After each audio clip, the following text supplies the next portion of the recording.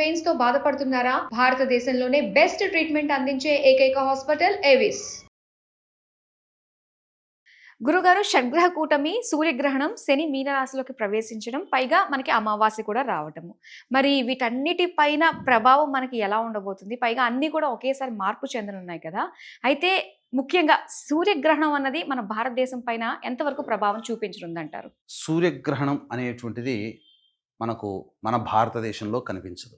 ముఖ్యంగా America, Canada, Mexico, Denmark, Antarctica సంబంధించి ocean సంబంధించినటువంటి దేశాలలో ఇది ఎక్కువగా కనిపిస్తుంది. కానీ మన భారతదేశంలో ఈ సూర్యగ్రహణం అనేటువంటిది కనిపించదు. కనిపించినటువంటి గ్రహణానికి నియమాలు పాటించాల్సిన అవసరం లేదు. అంటే నియమాలు అంటే ఏంటి? పట్టు విడుపు స్నానాలు చేయడము, పూజా మందిరములు, దేవతా వస్తువు విగ్రహాలు అన్నీ కూడాను శుభ్రపరచుకోవడము, అన్ని ఆహార పదార్థాల్లో దర్భపుల్లలు వేసుకోవడం, ఇలాంటివి పాటించాల్సిన అవసరం లేదు. కానీ రవి చంద్రుడు ప్రపంచానికి ఒక్కరే. కాబట్టి ఆ రవి పితృ, చంద్రుడు మాతృ రూపంగా కొలుచుకుంటాం. కాబట్టి వారికి ఆ రవిచంద్రులకి గ్రహణాలు అనేటువంటివి ఏర్పడినప్పుడు ప్రపంచవ్యాప్తంగా ఎప్పుడు జరుగుతూనే ఉంటాయి. ప్రతి సంవత్సరం 4-5 సార్లు గ్రహణాలు ఉంటాయి. అవన్నీ కూడా అమూల్యమైనటువంటి సమయాలు. ఆ రవిచంద్రులు ప్రపంచానికి కాంతిని, నీడని ప్రసారించేటువంటి గ్రహాలు. కాబట్టి ఈ గ్రహాలకి ఏదైనా జరిగితే సంబంధించి ఏ రాశులలో గ్రహణం ఏర్పడుతుందో ఆ రాశిని బేస్ చేసుకుని ప్రపంచవ్యాప్తముగా నివసిస్తున్నటువంటి జీవులకన్నిటికీ కూడా ఆయా రాశులలో జన్మించినటువంటి వాళ్ళకి మంచి, ఆయా రాశుల్లో జన్మించినటువంటి వాళ్ళకి చెడు ప్రభావాలు అనేటువంటివి ఖచ్చితంగా ఉంటాయి. అందులో సందేహం లేదు. అక్కడ బాగా జాగ్రత్తగా మైండ్ పెట్టి ఆలోచించాలి. నియమాలు పాటించాల్సిన అవసరం లేదు. కానీ దీని దుష్ప్రభావం అంటే ప్రతి మనిషి జీవితంలో మంచి చెడు ఉంటాయమ్మా. ఎల్లప్పుడూ మంచి ఉండదు, ఎల్లప్పుడూ చెడు ఉండదు. కానీ ఇటువంటి చాలా అరుదైనటువంటి సంఘటన షడ్గ్రహ కూటమి, అమావాస్య, సూర్యగ్రహణము, శని కూడా మార్పు చెందుతున్నటువంటి ఈ తరుణంలో ప్రధానంగా అందరూ పట్టుకునేది ఒక సూర్యగ్రహణాన్ని పట్టుకుంటున్నారు. ఈ షడ్గ్రహ కూటమి ప్రభావము, శని మార్పు చెందుతున్నాడు కదా, అది కూడా ప్రధానమైనటువంటిదే. మన భారతదేశంలో కనిపించదంటే పక్కకు పెట్టేయండి. కానీ షడ్గ్రహ కూటమి, శని మార్పు చెందుతున్నాడు కదా, మరి ఈ ప్రభావము మన భారతదేశంలో ఉంటుంది. గ్రహణ ప్రభావం లేకపోయినా ఈ ప్రభావం ఉంటుంది. కాబట్టి ఏ రాష్ట్ర వారికి మంచి జరుగుతుంది, ఏ రాష్ట్ర వారికి చెడు జరుగుతుంది అనేది మనం చక్కగా క్లుప్తంగా వివరించుకునేటువంటి ప్రయత్నం చేద్దాం. ప్రధానంగా ఈ యొక్క షడ్గ్రహ కూటమి మీనరాశిలో ఏర్పడుతుంది. కాబట్టి మేషరాశి నుంచి ప్రవేశించేద్దాం. అనగా ఈ మేషరాశికి 12వ స్థానములో షడ్గ్రహ కూటమి గ్రహణ ప్రభావం ఏర్పడుతుంది. శని కూడా మార్పు చెందుతున్నాడు. అందుకనే ఏం జరుగుతుంది? ఈ 29వ తారీఖు నుంచి మేషరాశి వారికి ఏలిన నాటి శని ప్రభావం ప్రారంభమవుతుంది. ఒకటి. తరువాత రెండవది, బాగా ఖర్చులు పెరుగుతాయి. భయం దోళంతో ఉంటారు. అంటే ఏందో జరగబోతుందని ఒక భయం. ప్రతిదీ కూడా మనస్సు ప్రశాంతంగా ఉండదు, చికాగ్గా ఉంటారు. ఒక జిగ్జాగ్ వ్యవస్థలాగా ఉంటుంది ఈ మేషరాశి వారికి. ఈ ప్రభావాలన్నీ అన్ని రాశుల వారికి ఎలా ఉంటాయంటే ఒక 2-3 నెలల వరకు దీని ప్రభావం ఉంటుంది. సరైన నిర్ణయం తీసుకోలేకపోతారు. కాబట్టి ప్రధానముగా ఇది మేషరాశి వారికి చాలా స్ట్రాంగ్ అయినటువంటి, దానికి డబుల్ స్ట్రాంగ్ అని చెప్పవచ్చు. చాలా ఇబ్బందికర పరిస్థితులు. శని మార్పు, షష్టగ్రహ కూటమి, ప్రపంచవ్యాప్తముగా కొన్ని దేశాలలో గ్రహణ ప్రభావం. కాబట్టి మేషరాశి వాళ్ళు ఎక్కువగా ఎఫెక్ట్ అవుతారు. కాబట్టి జాగ్రత్తలు పాటించాలి. ఖర్చులు పెరుగుతాయి, అనవసరమైనటువంటి ఖర్చులు పెరుగుతాయి. దూర ప్రాంత ప్రయాణాలు విధిగా చేయాల్సినటువంటి పరిస్థితి. ఇక వృషభ రాశి వారికి ఇది అద్భుతం అమ్మ. ఎందుకనంటే శని లాభస్థానంలోకి వస్తున్నాడు వృషభ రాశిలో జన్మించినటువంటి వాళ్ళకి.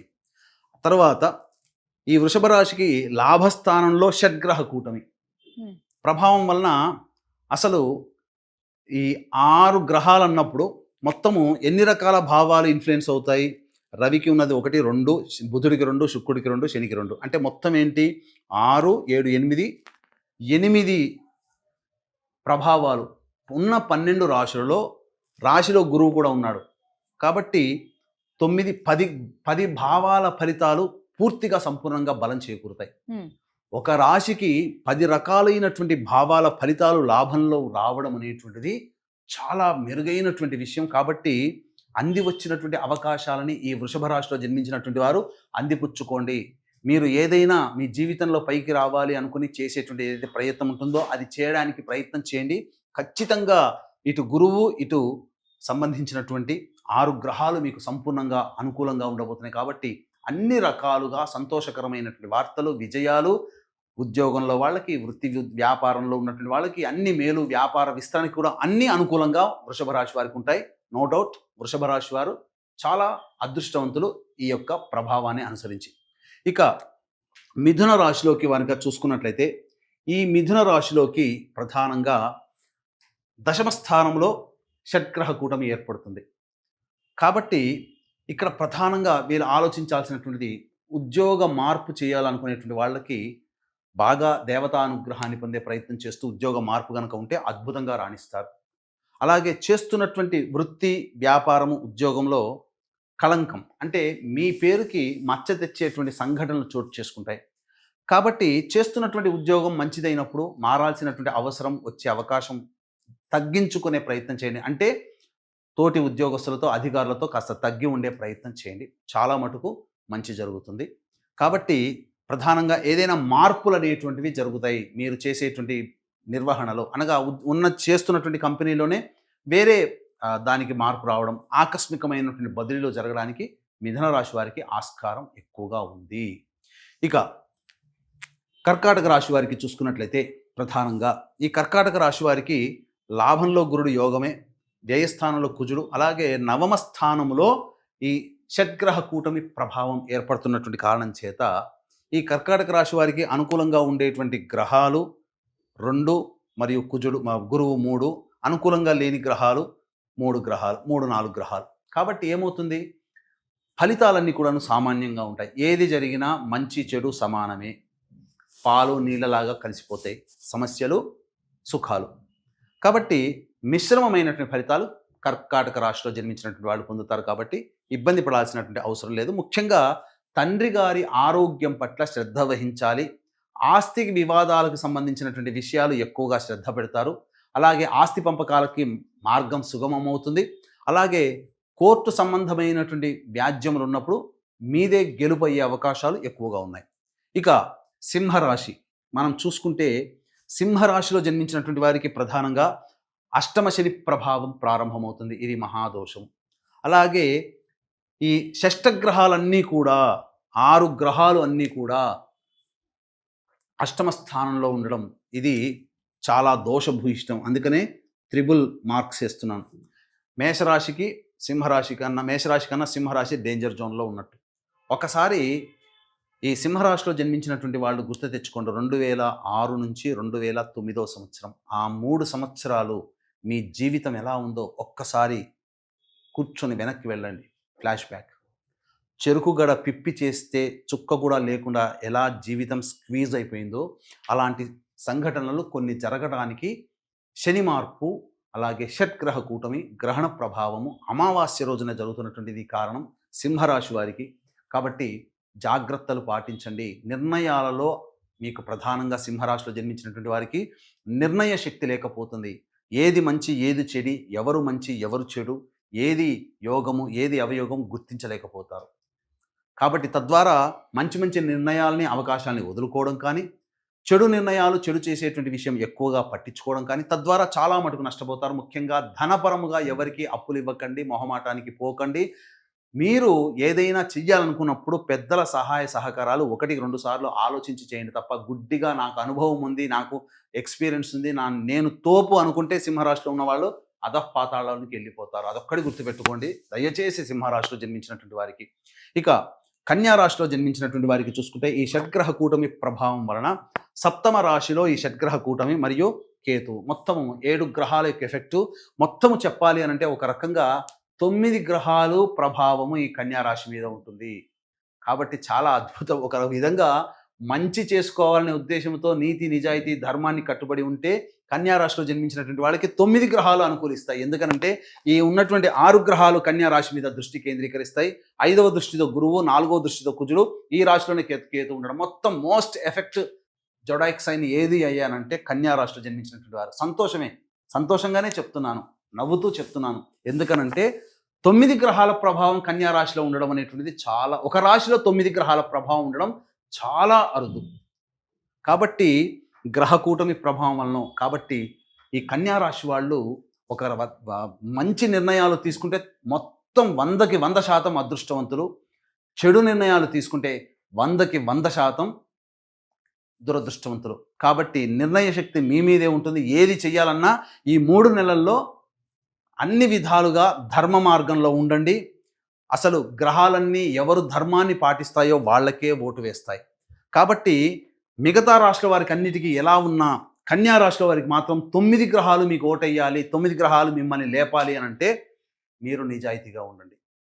ఏమాత్రం కూడా అధర్మము, అలాగే ఏమాత్రము కూడా అసత్యము, ఏమాత్రము కూడా ఎవరికి చెడు చేయకుండా ఉండాలి అనే ఉంటేనే అధర్మము, అసత్యము, చెడు చేస్తే ఖచ్చితంగా అధఃపాతాళానికి వెళ్ళిపోతారు. మంచితనము, దేవతానుగ్రహాన్ని పొందితే అసలు 9 గ్రహాలు ఒక రాశికి అంత బలాన్ని ఇవ్వడం అనేటువంటిది చాలా అరుదుగా ఉంటుంది. ఆ 2 రోజుల పాటు ఖచ్చితంగా అదృష్టవంతులని చెప్పవచ్చు. ఇక తులారాశిలో జన్మించినటువంటి వాళ్ళకి ప్రధానంగా చూసుకుంటే యోగ కాలం. ఎందుకనంటే షష్టమ రాశి ప్రభావంలో ఈ గ్రహాలు ఉండడం వల్ల సంపూర్ణమైనటువంటి బలాన్ని ఇస్తున్నాయి.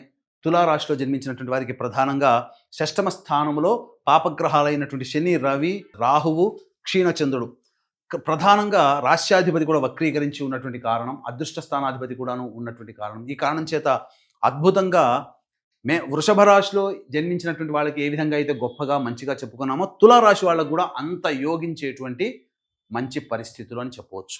కాబట్టి అన్ని రకాలుగా యోగ కాలము, ఉద్యోగము లభిస్తుంది నిరుద్యోగస్తులకి, అలాగే ప్రమోషన్లు జరుగుతాయి. వృత్తి ఉద్యోగాల్లో ముఖ్యంగా మీ ప్రత్యర్థుల మీద మీరు విజయాన్ని పొందుతారు. ఆ ఒక్క మాట చాలు మీకు ఆనందాన్ని కలగజేస్తుంది.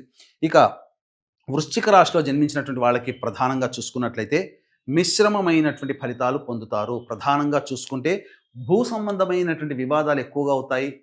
అలాగే ఈ యొక్క సంబంధించినటువంటి బద్ధకం పెరగడము వృశ్చిక రాశిలో జన్మించినటువంటి వారికి, శుభ అశుభ కర్కాటక రాశుల వల్లనే శుభ అశుభ మిశ్రమ ఫలితాలు ఈ యొక్క వృశ్చిక రాశిలో జన్మించినటువంటి వారు పొందుతారు. ముఖ్యంగా అర్ధాష్టమ శని ప్రభావం నుంచి బయటపడతారు.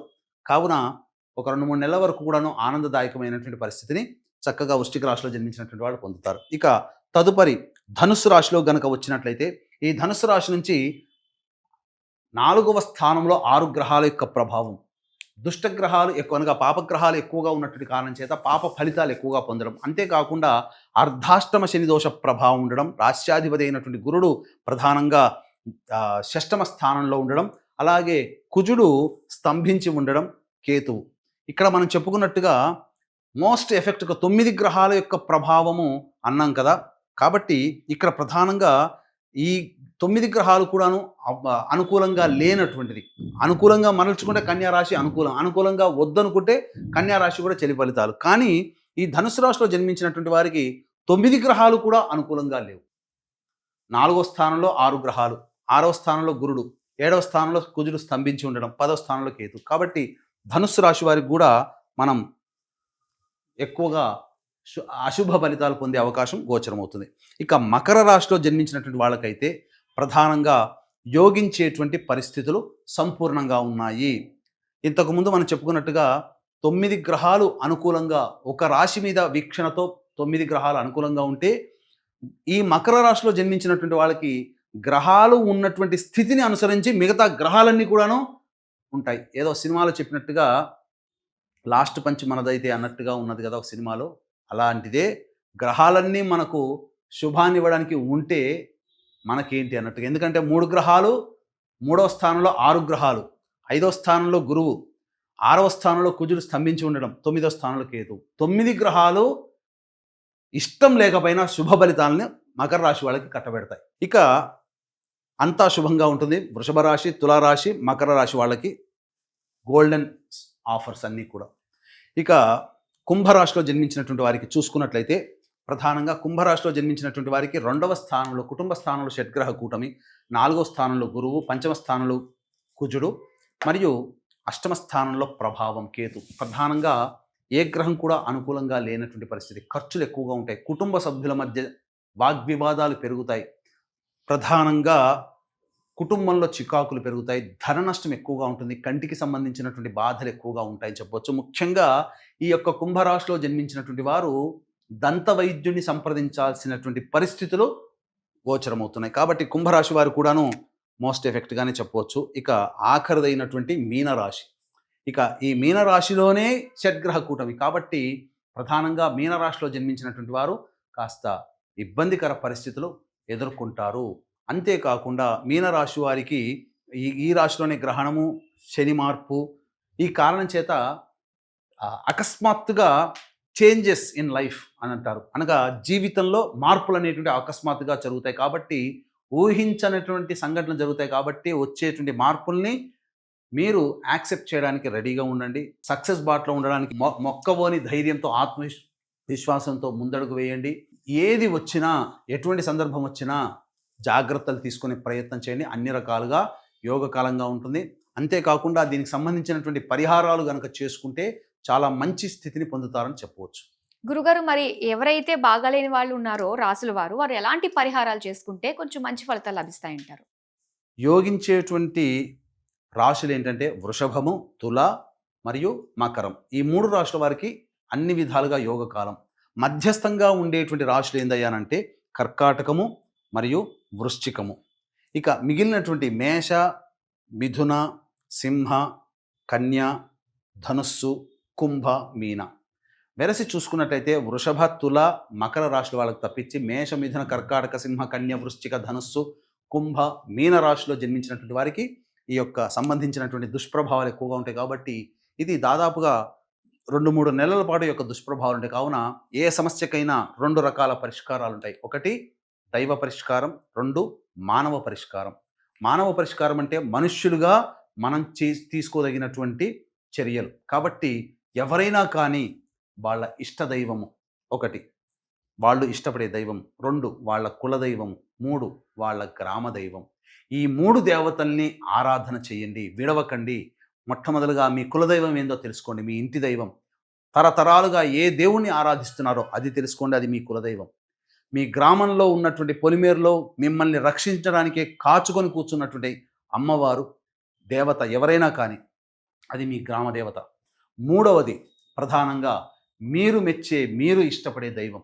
కాబట్టి ఈ 3 దేవతల్ని ఆరాధన ప్రతి నిత్యము కూడా కుటుంబ సభ్యులందరూ కూడా సూర్యోదయము, సూర్యాస్తమయ సమయంలో చేయండి. మీరు ఎక్కడున్నా చేయండి.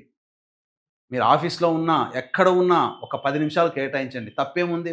మన ధర్మాన్ని మనం పాటిస్తున్నాం. ఎవడో ఏదో అనుకుంటాడని మనం చేయట్లేం. మిగతా మతాల వాళ్ళు పాటించట్లేదా? వాళ్ళు ప్రార్థనలు చేసుకోవట్లేదా? మనం ఎందుకు సిగ్గుపడాలి? పాటించండి. ఇక దేవత అనుగ్రహం పొందే ప్రయత్నంలో భాగంగా అంతరిక్ష దేవతల యొక్క అనుగ్రహాన్ని అనగా దైవ పరిష్కారం బ్రాహ్మణుల ద్వారా చేసుకోవాలి. కాబట్టి ఈ సంబంధించినటువంటి దేవతా అనుగ్రహానికి సంబంధించి ప్రధానంగా ఈ అంతరిక్ష దేవత ఆరాధన, ఎందుకంటే అంతరిక్షంలో ఈ యొక్క మార్పులన్నీ ఉన్నాయి కాబట్టి అంతరిక్ష దేవతలు మనకు దశమహావిద్యలు. కావున మన పీఠమాధ్వర్యంలో 29వ తారీఖు రోజున సాయంకాలం సూర్యాస్తమయం తర్వాత ఈ అంతరిక్ష దేవతల ఆరాధనలో భాగంగా ప్రత్యంగిరా హోమం, బగళాముఖి హోమం, రాజశ్యామల హోమం, వారాహి హోమం, ధూమవతి హోమం మరియు కాలభైరవ హోమాలు, వారాహి హోమాలు, మృత్యుంజయ హోమాలు అనేటువంటివి, వీటితో పాటుగా విద్య, వివాహ, ఉద్యోగ, దాంపత్య, అనారోగ్య సమస్యల నివారణకి సంబంధించి ఈ హోమాది కార్యక్రమాలు, సర్వదోష నివారణ పూజలు, హోమాల్లో భాగంగా చేయించడం జరుగుతుంది.